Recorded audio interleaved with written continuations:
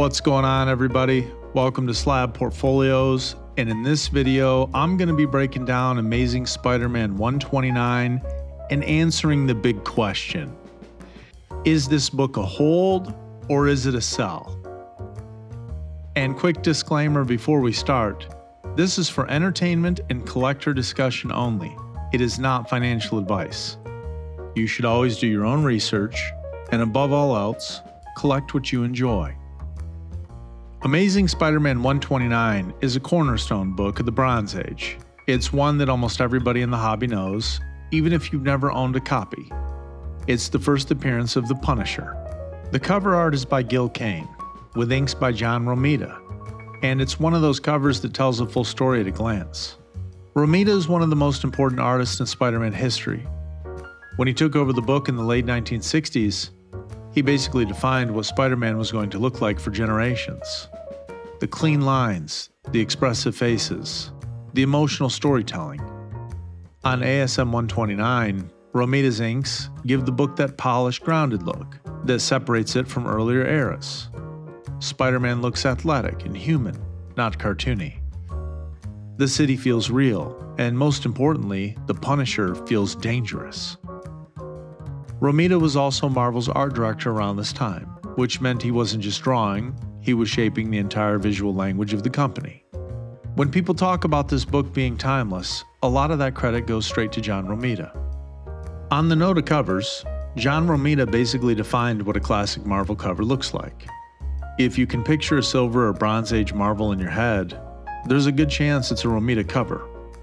And now let's talk about this iconic cover, because it's iconic for a reason. You've got Spider-Man mid-leap front and center, and behind him looming, rifle aimed, the Punisher. No chaos, no clutter, just a clean, threatening presence. Romita would go on to say in interviews that the Punisher was designed to look cold, military, and emotionless. That he wanted the character to feel dangerous even when standing still.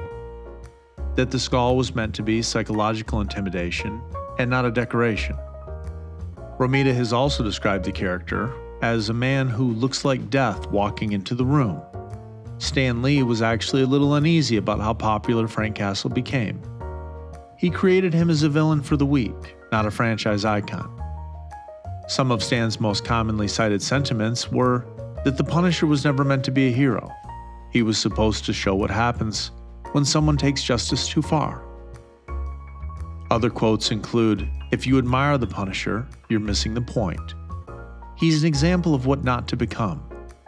And a key line that people attribute to Stan Lee is that Spider-Man believes in justice and the Punisher believes in execution. But before we even talk about prices or grades, you can't understand this book without understanding why it matters. Amazing Spider-Man 129 came out in February of 1974, right in the heart of the Bronze Age comics. And the Bronze Age is important because this is when comics started getting darker, grittier, and more grounded. The Punisher as a character has stood the test of time because he's adapted to every era without losing who he is. Whether it's animated shows or the Netflix series, Frank Castle has worked because he reflects real-world anger, trauma, and moral gray areas in a way few characters can. That flexibility is why new audiences keep discovering him for decades after his first appearance. And so is now a good time to buy ASM 129 or get rid of it? This book already has its massive hype cycle, the Netflix series and the MCU rumors. All of that has pushed prices way up. Since then, prices have cooled quite a bit. Not crashed, but cooled. And that's actually healthy. And so if you already own this book, our verdict is that this is a hold. It's a blue chip Marvel key, and it's not going anywhere. Every new generation rediscovers the Punisher, especially when comics swing darker again. And they always do. If you don't own it yet, this is one of the better windows we've had in a while to buy without fear of missing out.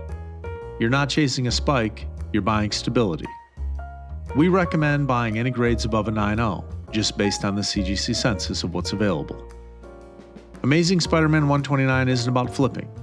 It's about owning a piece of Marvel history. The first appearance of a character who changed how comics tell stories. A cover that still hits 50 years later. and a Bronze Age key that belongs in any serious collection. So for us, hold it if you've got it, buy smart if you don't, and don't overthink it. If you've enjoyed this breakdown, hit subscribe. We'll see you on the next one.